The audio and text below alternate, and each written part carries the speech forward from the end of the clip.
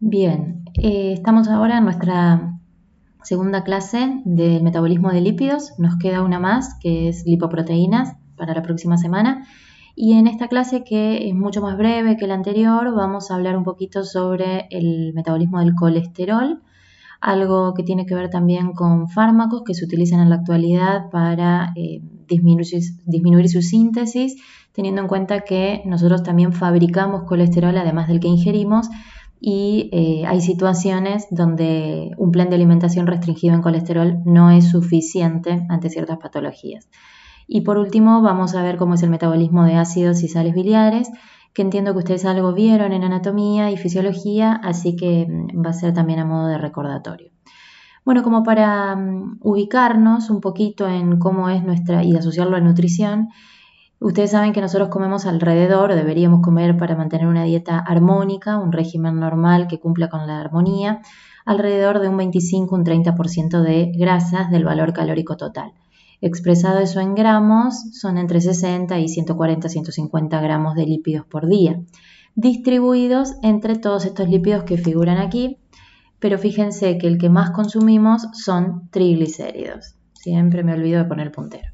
Alrededor del 90% de los lípidos que consumimos son triglicéridos. Aquí aparecen todos los que ustedes ya conocen. Y recuerden que las vitaminas liposolubles A, D, E y K las consideramos derivados lipídicos por justamente ser insolubles en agua, que obviamente los incorporamos con alimentos también que las aportan. Bien, colesterol. Esta diapositiva es crucial. Creo que esta diapositiva, que es sencilla, les puede servir incluso el día de mañana para explicar ciertas cuestiones a sus pacientes si se dedican a la clínica. Fíjense estas dos flechas. Nosotros ingerimos colesterol en alimentos que sean de origen animal, claramente, esto creo que ustedes ya lo saben. Sí tenemos esteroles, fitoesteroles, esteroles en los vegetales, pero colesterol como tal solamente está en alimentos de origen animal. Ingerimos colesterol. Y además, nuestro hígado hace una síntesis endógena, una síntesis de novo que se llama, que va a alimentar a este pool de colesterol que podemos tener en sangre. Es decir, que sintetizamos, pero también ingerimos. Este sería el aporte exógeno, este es el aporte endógeno. ¿Cuánto aporta la alimentación? Y dependerá de qué tipo de alimentos, no solo de cantidad, sino también de calidad de alimentos ricos en grasas que ingerimos. Por ejemplo, para que ustedes tengan una idea, el huevo, que fue desprestigiado durante mucho tiempo y hoy es discutible, en realidad aporta alrededor de 120 miligramos de colesterol una yema de huevo. Eso no es tanto, 110. No es tanto si tenemos en cuenta que nuestra recomendación diaria de ingesta de colesterol es de 300 miligramos. Ahora hay gente que sí consume en forma de revueltos, de tortillas, lo que fuera, o hay poblaciones que a nivel cultural en el desayuno consumen huevos, por ejemplo, y fíjense que con 3 yemas de huevo yo ya estoy cumpliendo con mi recomendación diaria. Por otro lado, tenemos las carnes. Las carnes, mucha gente cree que aportan mucho colesterol y en realidad 100 gramos de carne aportan entre 70 y 90 miligramos de colesterol.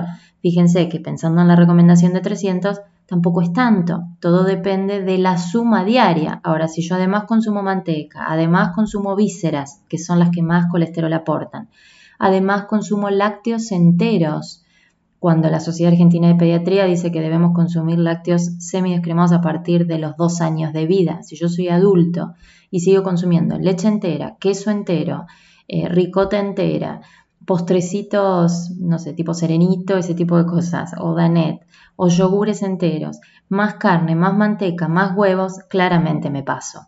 La dieta del argentino promedio sobrepasa esa ingesta recomendada de 300 miligramos de colesterol diarios. Las vísceras, si las comparan con las carnes, aportan más de 700 miligramos de colesterol cada 100 gramos. O sea que pónganse a pensar que con 100 gramos de hígado, que es muy poquito, es la palma de mi mano solamente, con 100 gramos de hígado yo ya estoy comiendo el colesterol de 2 días y un poquito más, y no estoy contabilizando los lácteos, el resto de las carnes, los huevos, la manteca, etc. Entonces, estas dos vertientes les decía, es muy importante reconocerlas porque yo puedo hacer una restricción de la ingesta, por ejemplo, un plan bajo para bajar el colesterol en sangre si es que lo tengo alto, y aún así preservar niveles altos. En ese caso, sospechamos que entonces el hígado está fabricando mucho. ¿Y cómo le pido al hígado que deje de fabricar tanto? Solamente con medicación. Esta es una cuestión que ni siquiera la actividad física me ayuda. La actividad física me ayuda a aumentar el colesterol bueno, pero no me ayuda a bajar el colesterol llamado malo, que ahora después veremos por qué uno es bueno y por qué el otro es malo, aunque en realidad ninguno no es tan arbitrario que el malo es tan malo. Lo que es malo es el exceso.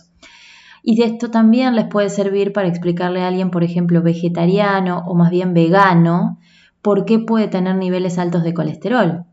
Desde el plan de alimentación no hay mucho más que podamos hacer. En un vegano que no consume nada de todo esto y aún así tiene niveles de colesterol alto. Claramente el hígado está tratando de compensar la no ingesta. Si durante muchos años yo no consumo colesterol porque me hice vegano, no tengo alimentos de origen animal en mi dieta que me aporten colesterol, el hígado va a tratar de compensar y se va a esforzar por fabricar de más, y por ahí se pasa de rosca y fabrica mucho. Esto claramente es porque el hígado va a tratar de compensar. ¿Por qué quiere compensar? Porque miren todas las virtudes del colesterol, cuáles son los objetivos de tener niveles de colesterol en sangre.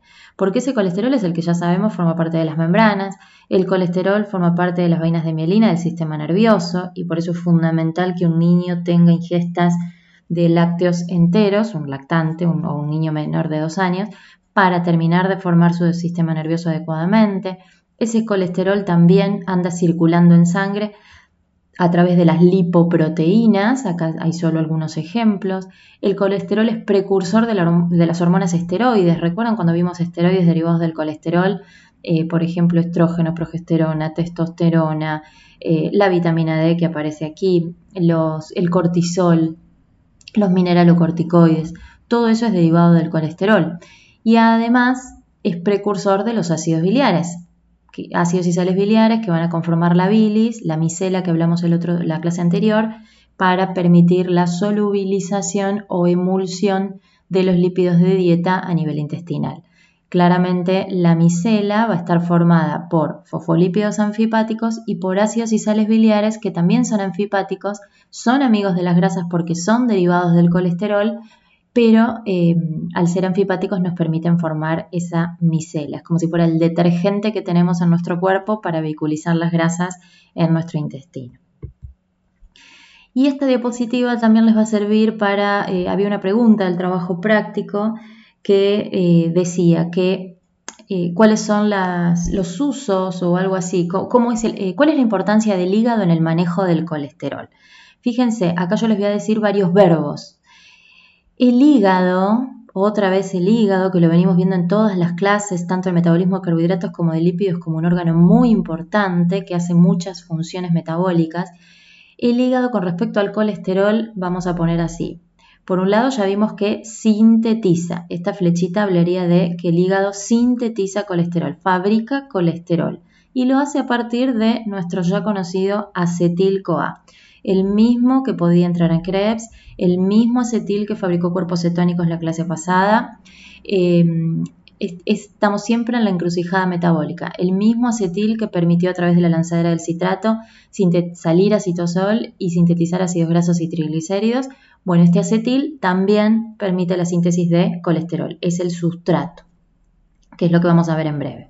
También el hígado almacena colesterol en forma de colesterol esterificado. Recuerden que esterificado era porque se da una unión éster en el carbono 3 del colesterol que tiene un alcohol con un ácido graso, que así es como lo comemos. Nosotros comemos colesterol esterificado y si comemos hígado de vaca, estamos comiendo este colesterol esterificado que está almacenado dentro del hígado.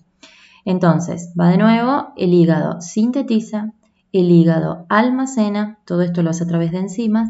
El hígado recibe, tercer verbo, recibe colesterol y el colesterol que le llega es el que viene circulando a través de las lipoproteínas, como dije antes. Las lipoproteínas, cuando veamos la clase que viene, terminan muriendo, entre comillas, terminan su metabolismo en el hígado. Es como un gran basurero el hígado, así que también recibe, sintetiza, almacena, recibe. El hígado excreta colesterol, cuarto verbo, intacto, parte del exceso del colesterol se excreta a través de la bilis, que es una vía de salida del hígado. Piensen en las vías biliares, conducto hepático derecho e izquierdo, luego conducto colédoco. Termino cayendo junto con la bilis, que ahora vamos a ver ácidos biliares. Hay colesterol dentro de la bilis intacto que fue excretado desde el hígado y que busca simplemente salir por materia fecal. Y por otro lado, el hígado transforma o convierte colesterol en ácidos y sales biliares. Así que va de nuevo, sintetiza, almacena, recibe, excreta y transforma o convierte colesterol en ácidos y sales biliares que también van a ir a parar a la bilis. Bien, vamos a la síntesis del colesterol. Esta es la parte más importante de la clase y es la única vía metabólica que va a ir al cuadro. Se llama síntesis de colesterol y cumple con todos los requisitos que nosotros ya conocemos de vía metabólica, es decir, van a poder completar sustrato, producto, enzima clave, regulación, sitio celular, sitio tisular, etc. Todo esto ocurre en citosol. Estamos en citosol de los tejidos que fabrican colesterol. Podría ser el hepatocito, pero también sintetiza colesterol algo, la piel para la vitamina D, el sistema nervioso y las glándulas suprarrenales para las hormonas esteroides. Todos ellos fabrican algo de colesterol, pero el que más fabrica es el hígado y en citosol. Lo primero que vamos a necesitar como sustrato es acetil-CoA. Fíjense que aquí yo le puse 3 pasos resumido de la síntesis de colesterol. Nosotros vamos a desarrollar solo la primera etapa porque las otras se las voy a resumir. Y en la primera etapa es donde aparece la enzima clave. Así que nuestro sustrato es el mismo acetil-CoA que, como dije antes, podría haberse ido a Krebs, podría haberse ido a síntesis de ácidos grasos y triglicéridos o podría haberse ido a la síntesis de cuerpos cetónicos. Pero como estamos en situación de saciedad, ya vayan pensando en la regulación de la enzima, he comido, tengo tanto acetil que supera las posibilidades de Krebs de obtención de energía, así que algunos se desvían hacia la síntesis de otras cosas. Tengo demasiado acetil.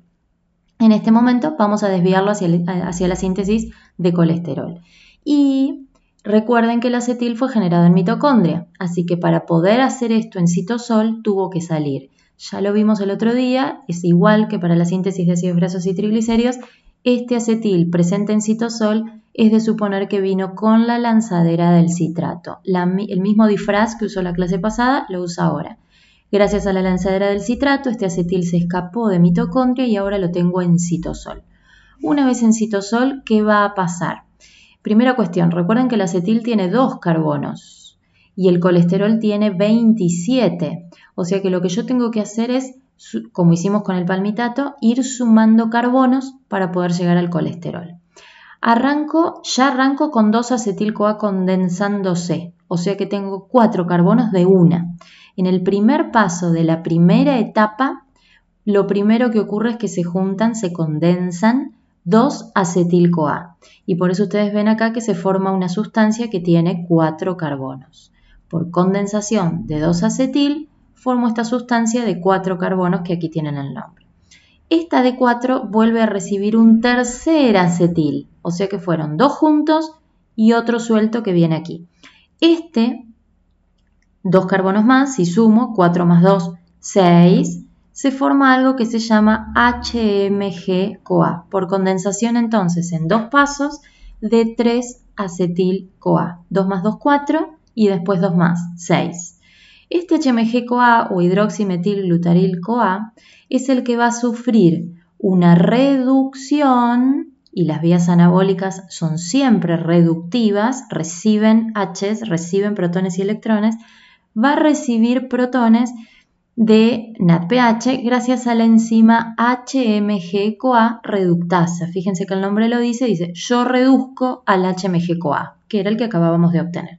Así que el de 6, que viene de la condensación de 3 acetil, 2 más 2, 4 más 2, 6, va a reducirse, lo cual uno espera se corresponde con una vía anabólica.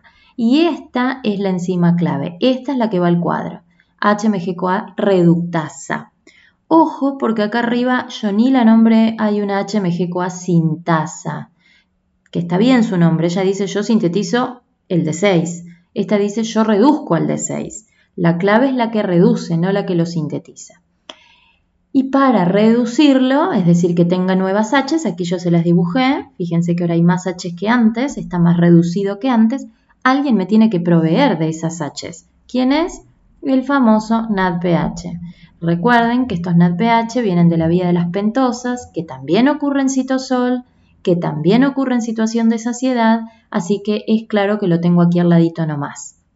Es una forma de empezar a integrar vías, que es lo que les pido todo el tiempo. El mismo NADPH que también ayudó a la síntesis de ácidos grasos y triglicéridos, recuerdan de la clase pasada, y ya lo habíamos visto en vía de las pentosas que uno de los usos de los NADPH es justamente ser cofactor reductor de las vías anabólicas de lípidos. Esta también es una vía anabólica de lípidos, estoy sintetizando colesterol.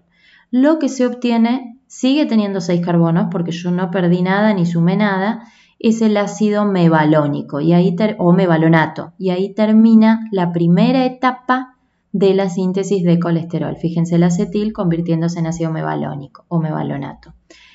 Allí apareció la enzima clave, entonces en modo de resumen, fueron 3 acetil-CoA los que me permitieron obtener esta sustancia y además la tuve que reducir. Una vez que tengo ácido mevalónico, paso a la segunda etapa. Vuelvo.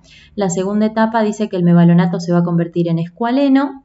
Les adelanto, el escualeno tiene 30 carbonos y entonces ahí tengo como un problemita porque yo quería llegar a 27.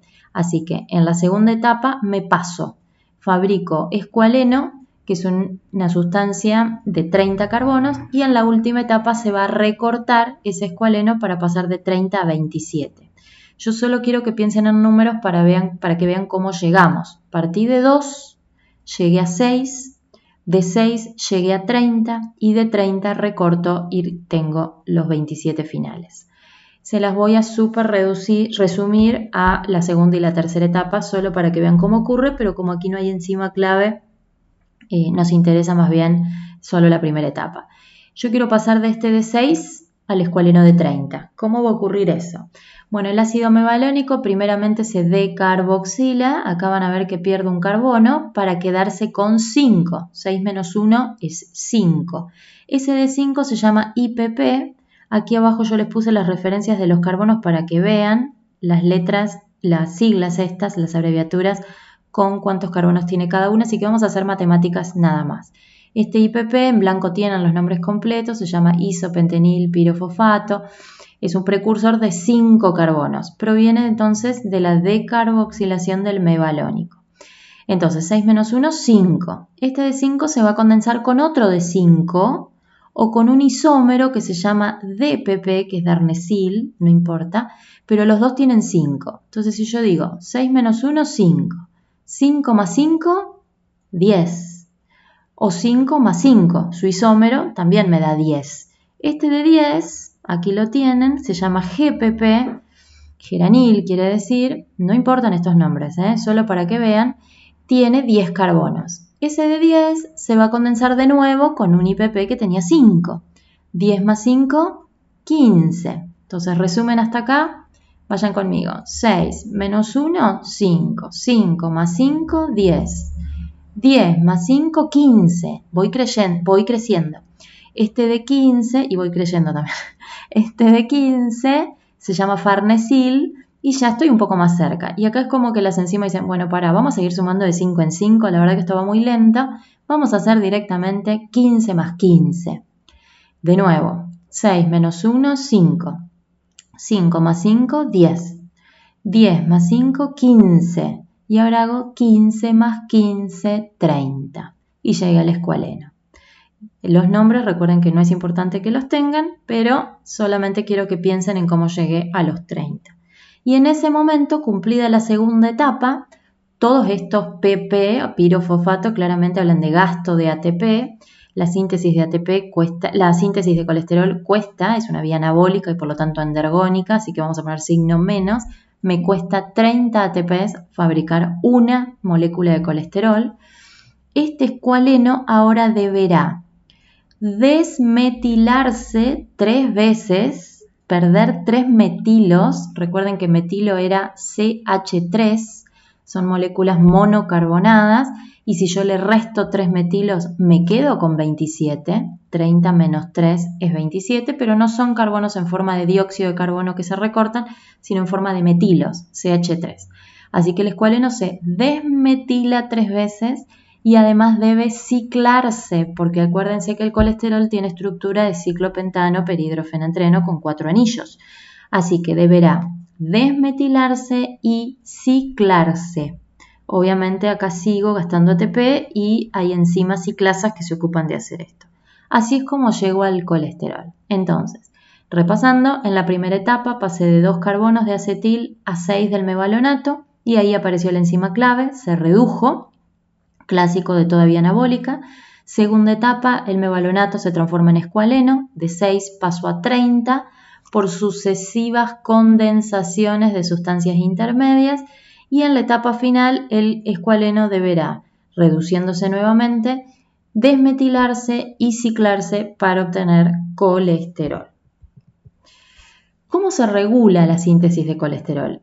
Esta clase les dije es más corta, pero tiene toda información muy importante. La regulación de la síntesis de colesterol es una de las regulaciones más importantes que tenemos en nuestro cuatrimestre. Y además, hasta ahora fíjense que nosotros hemos hablado de 3 tipos de regulación: regulación alostérica por sustrato y producto, regulación covalente por hormonas y regulación genética en algunos casos. Voy a agregar una 4ª regulación, así que esto es muy importante recordarlo, que se llama regulación competitiva y está en la diapo que sigue. Aquí vemos la regulación clásica.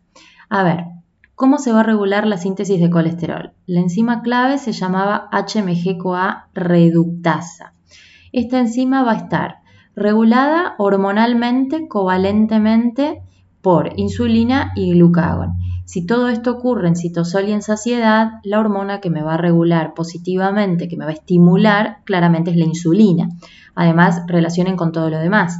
Si yo tengo insulina es porque he comido. Si he comido es porque tengo sustratos. Tengo carbohidratos, proteínas, grasas. Tengo acetil. Si tengo acetil, Krebs va a saturarse y algunos acetil se van a ir al citosol desde la mitocondria con la lanzadera para fabricar, entre otras cosas, lípidos. Además, si estoy en saciedad, están abiertos todos los GLUT, está funcionando la vía de las pentosas, que es la que me va a abastecer del cofactor que necesito, o sea, del NADPH. Todo está vinculado con todo. Mientras que si yo estoy en ayunas, ni tengo acetil proveniente de los nutrientes, ni tengo vía de las pentosas, claramente va a estar inhibida la HMG-CoA reductasa. Por otro lado, regulación alostérica. Si yo tengo, acá no lo dibujé, pero si tengo mucho acetil, claramente ese acetil es el que va a estimular a la enzima clave. Pero si tengo mucho colesterol, que es producto de esta vía, el colesterol inhibe en forma alostérica por producto a la enzima clave. Y por otro lado, y esto es novedad, el mismo colesterol inhibe a nivel genético, que esto tenía otro nombre. Nosotros no decíamos inhibe el cuatrimestre pasado. No sé si se acuerdan que cuando hablábamos de regulación genética, en vez de inhibir, decimos reprimir. Así que el colesterol no solo inhibe alostéricamente por producto, sino que además reprime a nivel genético. Le dice al núcleo, deja de sintetizar enzima clave. A las que están les digo que frenen. Y al núcleo le pido que deje de mandarme enzimas claves, que inhiba, reprima la síntesis de esta proteína. O sea que tener colesterol alto debería poder regular en una persona la propia síntesis. Si yo tengo niveles altos de colesterol, debería regular a la enzima por 2 caminos. Y sin embargo, algo claramente falla en alguien que tiene niveles altos de colesterolemia. Entonces, esta es la regulación alostérica, la regulación covalente y la regulación genética. Nos queda la regulación competitiva por fármacos. Hay fármacos que se llaman estatinas, y los nombres son derivados, por ejemplo, la lovastatina, simvastatina, fluvastatina, pravastatina. Este es un nombre comercial, Lipitor, que tal vez lo han escuchado nombrar si tienen algún familiar que esté medicado para colesterolemia alta. Son estatinas. Las estatinas tienen una estructura parecida a intermediarios de la síntesis de colesterol. Entonces, ¿Por qué esto se llama regulación competitiva? Porque si yo tomo uno de estos fármacos, la enzima HMG-CoA reductasa se engaña y esto reemplaza o sustituye por competencia a los intermediarios de la síntesis de colesterol. La enzima toma la HMG-CoA reductasa, toma estas sustancias desplazando los sustratos intermedios normales, los que vimos antes como mevalonato y los que siguieron después con IPP y todo eso es desplazado y esto le gana, por eso es por competencia. Y la enzima utiliza esto como intermediario y fabrica una sustancia que se elimina por orina y que es irrelevante. O sea, ella no está inhibida, ella en realidad está sintetizando algo que está convencida que es colesterol, porque está engañada por competencia, y no está fabricando colesterol. O sea, que estas sustancias se dice que inhiben por competencia, pero en realidad no es que la inhiben, engañan a la enzima. Lo que se inhibe es la síntesis de colesterol. La enzima se desvía y hace un trabajo ineficiente. Fabrica intermediarios eliminados por orina, por competencia. O sea que esto se utiliza para personas claramente que no es que comen mucho, sino que su hígado sintetiza mucho, porque acá yo no estoy haciendo nada con el colesterol de la dieta. Simplemente lo estoy engañando a la enzima del hígado a que siga sintetizando colesterol. Esto es para inhibir la síntesis endógena. Pero si una persona está medicada y sigue comiendo colesterol alto, va a seguir teniendo niveles altos de colesterol. O sea que a lo que voy es que claramente esto no puede ir solo como terapéutica, tiene que ir acompañado de un plan de alimentación bajo en colesterol, por lo que ya vimos aquí. Si a mí me inhiben la síntesis endógena, pero yo sigo comiendo alto colesterol, el pool de colesterol va a seguir alto. El plan de alimentación debe acompañar a la síntesis de colesterol y es lo que mucha gente no hace. Ustedes habrán escuchado como la gente hipertensa que toma la pastillita, el antihipertensivo, pero sigue comiendo jamón crudo, o manteca o sal.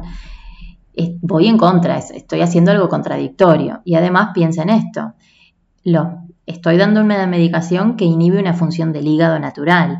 Y encima el propio hígado, el que está siendo inhibido, además está forzado a metabolizar un fármaco porque él tiende a detoxificar todo lo extraño. O sea que estoy forzando al hígado.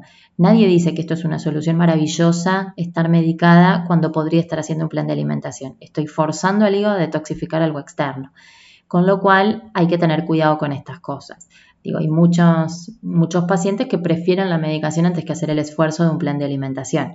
Y eso no es tan saludable para el cuerpo. Hay un protocolo, ¿a quién se lo medica? Y esto no lo hacemos los nutricionistas, sino los médicos. A aquellos que no han respondido a un plan de alimentación o sabemos que el hígado está fabricando mucho colesterol. Hay otros indicadores hepáticos que también hablan de una malfunción hepática que los médicos pueden visualizar en un análisis, en un hepatograma, pero por ejemplo supónganse que tienen a alguien vegano con colesterol alto y yo imagino más bien que es una colesterolemia de tipo genético, no alimentaria. Entonces en esos casos se medica. O en un paciente que es resistente al plan de alimentación, que ya ha hecho el plan de alimentación y no han bajado sus niveles de colesterol. El protocolo dice que hay que hacer 2 planes de alimentación sucesivos de 3 meses cada uno con distintas restricciones de colesterol para recién decidir medicar. O sea que el paciente tiene que haber hecho plan de alimentación durante 6 meses y aún así no evidenciar cambios significativos. Son muy pocos los pacientes los que tienen la paciencia de hacer un plan de alimentación durante 6 meses con distintos tipos de restricciones y prefieren ser medicados más tempranamente. Pero bueno, ese es otro tema. Bien, nos queda por último la parte de la bilis. Hablamos de ácidos y sales biliares, esto es repasito de fisiología. Recuerden que la bilis está formada por componentes orgánicos y componentes inorgánicos. Estas son que van a formar sales y algo de agua. Tenemos muchos cationes y aniones y además tengo componentes orgánicos. Fíjense aquí está el colesterol que antes dijimos es excretado por el hígado. También tenemos ácidos y sales biliares que son anfipáticos y que vienen sintetizados a partir del colesterol y tenemos lecitina como fosfolípido que va a ayudar al poder anfipático.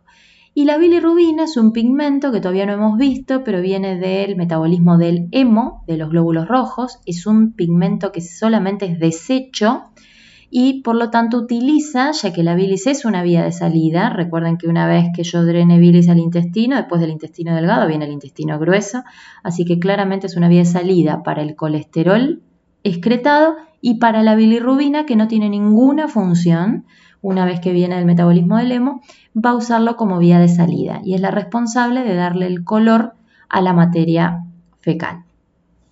Hago una pausa aquí para que no quede tan largo y terminamos en el próximo video con bilis.